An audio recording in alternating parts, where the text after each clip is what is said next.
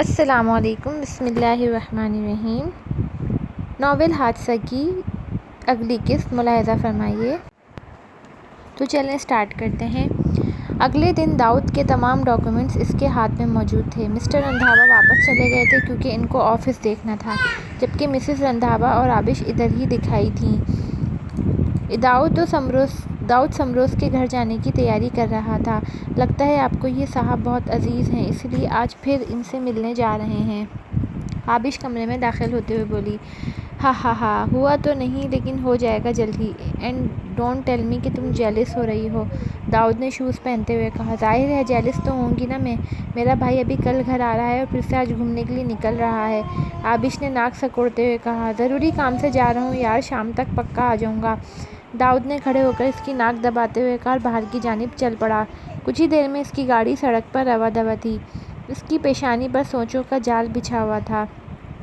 समरोज़ office में बैठा काम कर रहा था जब इसकी सेक्रेटरी ने इसे बताया कि इससे कोई मिलने आया है। इसने इसे अंदर भेजने को कहा। कुछ देर बाद दाऊद को ऑफिस के दरवाजे पर खड़ा देखकर वह हैरान हुआ। जहाँ तक मुझे याद है मैं तुम्हें कल तुम्हारे घर छोड़कर आया था, तुम आज फिर यहाँ मौजूद हो। मेरे ऑफिस का एड्रेस तो मैंने तुम्हें नहीं बताया था, समरोज़ ने कहा। तुमसे एक ज़रूरी बात करनी थी इसलिए आज ही आना पड़ा, और एड्रेस तुम्हारे वॉचमैन ने दिया, दाऊद ने कुर्सी पर बैठते हुए कहा। समरोज़ चौंक गया। ऐसी कौन सी बात थी जिसके लिए इसे आज आना पड़ा? फिर दाऊद ने जो इससे पूछा वो इसे शॉक करने के लिए काफ़ी था। समरोज़ के पास बताने के सिवा अब कोई चारा नहीं था। वो इसे सब बताता चला गया। सब कुछ बताकर वो खामोश हो गया तो दाऊद खड़ा हो गया। जुम्मे को निकाह होगा, तैयार रहना, दाऊद ने कहा और ऑफिस से चला गया, जबकि समरोज़ हैरत ज़दा बैठा रह गया। 2 दिन बाद मिस्टर रंधावा दाऊद के बुलाने पर मौजूद थे। इस वक्त दाऊद इनके कमरे में मौजूद इनसे बात कर रहा था। मामा बाबा, मेरे पास आबिश का एक प्रपोज़ल है। वो इनके तासुरात देखने के लिए रुका, फिर गोया हुआ। समरोज़ है वो लड़का, मैंने इस दिन भी इसके बारे में आप लोग को बताया था। वो बहुत अच्छा है वो, और मुझे यकीन है कि आबिश इसके साथ खुश रहेगी। इसकी फ़ैमिली पाकिस्तान ही में रहती है। वो खुद मैनचेस्टर में सेटल्ड है, काफ़ी बड़ा बिजनेसमैन है वो। बाबा आप तो जानते होंगे ना, आप क्या कहते हैं? इसने गेंद इनकी कोर्ट में फेंका। हमें तो कोई एतराज़ नहीं है, तुम अपनी बहन को गलत इंसान के हवाले तो नहीं करोगे ना? हम जानते हैं, और वैसे भी तुम इसके साथ रहे हो, तुम इसको बेहतर जानते होगे, लेकिन आबिश से पूछकर फ़ाइनल करना, मिस्टर रंधावा ने जवाब दिया। आप फ़िक्र नहीं करें, इससे मैं पूछ लूँगा। मुझे यकीन है वो मेरी बात से इनकार नहीं करेगा। तो इस जुम्मे को निकाह करवा देते हैं। मैं जानता हूँ बहुत जल्दी कर रहा हूँ, लेकिन ये ज़रूरी है बाबा। मैं अब किसी किस्म का कोई रिस्क नहीं लेना चाहता। आप जानते हैं पहले भी क्या हुआ था। मिस्टर रंधावा कुछ कहने ही लगे थे कि इसने जल्दी से कहा, ठीक है फिर तुम आबिश से बात कर लो। उन्होंने कुछ सोचकर कहा। इतने में आबिश दरवाज़ा खोलकर अंदर दाखिल हुई। वो अभी सोकर उठी थी। आओ भाई, तुम्हारे बारे में ही बात कर रहे थे, दाऊद ने शरारत से कहा तो नासमझी से इसे देखने लगी। बेटा तुम्हारा एक प्रपोज़ल आया है, बल्कि दाऊद लाया है। दाऊद जिस लड़के के पास रहता था ना, किसी का प्रपोज़ल है। हमें तो अच्छा लगा है, अब तुम फैसला सुनाओ। वो आकर बैठी तो मिसेस रंधावा ने कहा, वो बहुत अच्छा है आबिश, मुझे यकीन है तुम इसके साथ खुश रहोगी। दाऊद ने भी कहा, अगर आपने इसे पसंद किया है तो मुझे यकीन है वो अच्छा इंसान ही होगा, मुझे कोई एतराज़ नहीं है, आबिश ने जवाब दिया। तीनों मुस्कुरा दिए। वैसे वो हैंडसम भी बहुत है, कहती हूँ तो तस्वीर दिखा दूँ, दाऊद ने शरारत से कहा।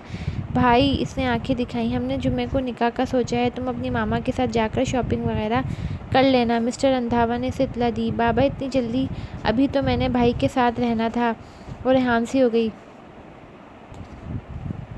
मैं तुमसे मिलता रहूँगा, इसकी टेंशन मत लो, और वैसे भी तुमने 5 साल मामा बाबा से बहुत लाड उठवा ली हैं, अब मेरी बारी है, इसीलिए तुम्हें रुखसत करवा रहा हूँ, दाऊद ने शरारत से कहा। तो मिस्टर रंधावा ने इसे तंबीह की।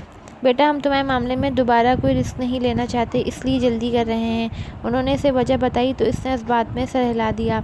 वो खुद वैसे भी सैम की वजह से परेशान थी, जिसकी कॉल्स का सिलसिला एक बार फिर से चल पड़ा था। दिन चुटकियों में गुजर गए और वो दिन आन भी पहुंचा जब वो किसी और की होने जा रही थी। वो इस वक्त अपने कमरे में थी जब इसका सेल बजने लगा। इसने देखा तो स्क्रीन पर अनजान नंबर था, लेकिन वो जानती थी कि ये सैम ही होगा। इसने इसे 2 टोक बात करने का फ़ैसला करते हुए कॉल रिसीव की। हेलो आबिश, कॉल ना काटना, सैम ने जल्दी से कहा। मिस्टर सैम, मेरी एक बात कान कर सुन लो।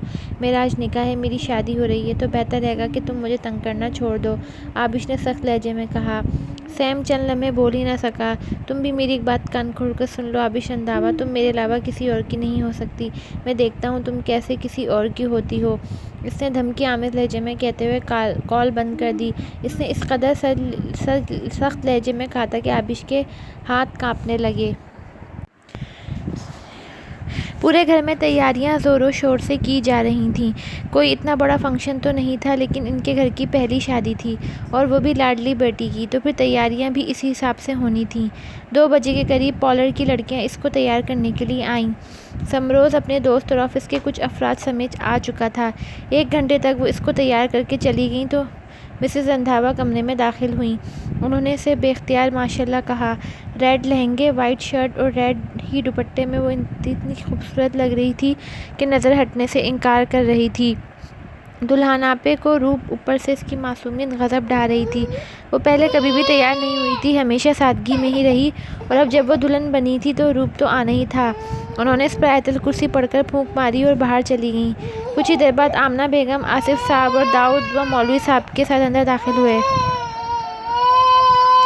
निकाह पढ़ाने के बाद दाऊद और आसिफ साहब मौलवी साहब के साथ चले गए, जबकि आमना बेगम आबिश के पास ही रुक गईं, क्योंकि फ़ोटोग्राफ़र ने इसकी तस्वीरें खींचनी थीं। वो आमना बेगम की किसी बात पर मुस्कुराई तो फ़ोटोग्राफ़र ने जल्दी से वो मंजर कैद कर लिया। चंद तस्वीरें और लेने के बाद वो चला गया। मेहमानों के इंतज़ाम बाहर लॉन में किया गया था। निकाह के बाद दाऊद इससे गले मिला और कहा, मैंने अपना कहा कर दिखाया। क्या वो नहीं जानती अनजान होना क्या वो नहीं जानती? समरोज़ ने इससे अलग होकर हैरानगी से पूछा। अनजान होना शर्त था, दाऊद ने कहा तो वो हंस दिया। आबिश विंडो के पास आई और पर्दा सरकाकर बाहर देखा। इसकी नज़र स्टेज पर पड़ी जहाँ दाऊद समरोज़ के गले लगा मुस्कुराता हुआ कुछ कह रहा था। जवाबन समरोज़ ने इससे अलहदा होकर हैरानगी से कुछ पूछा। दाऊद ने जवाब दिया तो हंसकर सीधा खड़ा हो गया, और जब वो सीधा हुआ तो आबिश को लगा कमरे की छत इसके सर पर आ गिरी हो। वो बुत बनी सी तरफ देख रही थी। जब दाऊद इसके कमरे में दाखिल हुआ, दाऊद ने इसे विंडो के पास खड़े देखा तो अपनी आंखें मींच लीं। आबिश, इसने इसे पुकारा तो इसकी तरफ मुड़ी। भाई, ये समरोज़ नहीं, सैम है, यही कहना चाहती हूँ ना? मैं जानता हूँ, दाऊद ने इसकी बात काट कर कहा तो हैरानगी से इसकी तरफ देखने लगी। इधर बैठो ना। दाऊद ने इसे बेड पर बिठाया। आबिश, मेरी बात ध्यान से सुनना। ये समरोज़ है, समरोज़ हमदान मुस्तफ़ा। सैम इसकी माँ का दिया हुआ नाम था। मैं जानता हूँ इसने तुम्हारे इस होटल में तमाशा किया, तुम्हें कॉल्स करके तंग करता रहा। इसने तुम्हें तंग किया, ये मैं मानता हूँ, गलत किया, लेकिन जहाँ तक बात है इस हंगामे की, तो आबिश, इंसान के हर अमल के पीछे कोई ना कोई वजह होती है। मैं नहीं जानता इसने वो क्यों किया। हाँ, लेकिन मैं ये जानता हूँ कि वो शराब नहीं पीता, वो जैसा दिखता है वैसा है नहीं। मैं नहीं जानता कि इसने माजी में कौन से दुख देखे हैं कि वो मुस्कुराता भी नहीं है, क्योंकि मैं 1.5 माह इसके साथ रहा हूँ और मैंने इसे मुस्कुराते हुए नहीं देखा, लेकिन आज इसको देखो, वो ना सिर्फ मुस्कुरा रहा है बल्कि हंस भी रहा है। और जानती हो क्यों? क्योंकि वो तुमसे मोहब्बत करता है। क्या इसकी अच्छाई का सबूत यहीं से नहीं मिलता कि इसने एक अनजान शख्स की इतनी मदद की, इसे अपने घर रखा? तुम्हारा भाई अगर आज तुम्हारे सामने बैठा है तो इसकी वजह से है। वो मोहसिन है मेरा, वो शख्स सिर्फ मोहब्बत और तवज्जो का तालिब है। अगर तुम इसे दोगी तो वो तुम पर अपने लाश खोल देगा और यकीन मानो हमेशा तुम्हारा बनकर रहेगा। वैसे भी मुझे लगता है कि इंसान को पहली मुलाकात में इसके बारे में राय नहीं कायम कर लेनी चाहिए। जब तक आप इस इंसान को जान नहीं लेते, इसके बारे में कुछ भी कहना गलत होगा। तुम इसके साथ रहो, इसको जानो, फिर इसके बारे में कोई राय कायम करो। दाऊद ने सब तफसील से बताना और समझाना ज़रूरी समझा। इतने में मिसेस रंधावा अंदर दाखिल हुई। आ जाओ बच्चों, बाहर मेहमान वेट कर रहे हैं, उन्होंने कहा तो दाऊद ने खड़े होते अपना हाथ इसकी तरफ बढ़ाया। आबिश इसका हाथ थामकर खड़ी हो गई। तुम्हें पता है खड़ूस आदमी, तुम मुस्कुराते हुए कितने अच्छे लग रहे हो, मैक्स ने इससे कहा तो वो हंस दिया। कुछ देर बाद आबिश, दाऊद और मिसेस रंधावा के हमरा सामने से आती हुई नजर आई तो बिल्कुल साकित सा रह गया। इतनी खूबसूरत दुल्हन इसने आज तक नहीं देखी थी। इसे ऐसा लगा जैसे आसमान से कोई परी आ गई हो। वो आगे बढ़ा और इसका हाथ थामकर स्टेज पर चढ़ने में मदद दी। वो दोनों अब बैठ चुके थे। बिलाशुबा वो एक परफेक्ट कपल था, कोई भी दूसरे से कम नहीं था। समरोज़ ब्लैक डिनर सूट में बहुत हैंडसम लग रहा था। रुखसती के वक्त वो मामा और बाबा दाऊद से मिलते हुए रो दी। ख्याल रखना मेरी बहन का, दाऊद ने समरोज़ से मिलते हुए कहा। आबिश को गाड़ी में बिठाया गया तो समरोज़ मिस्टर रंधावा से मुसाफा करने के बाद फ्रंट सीट पर आकर बैठ गया।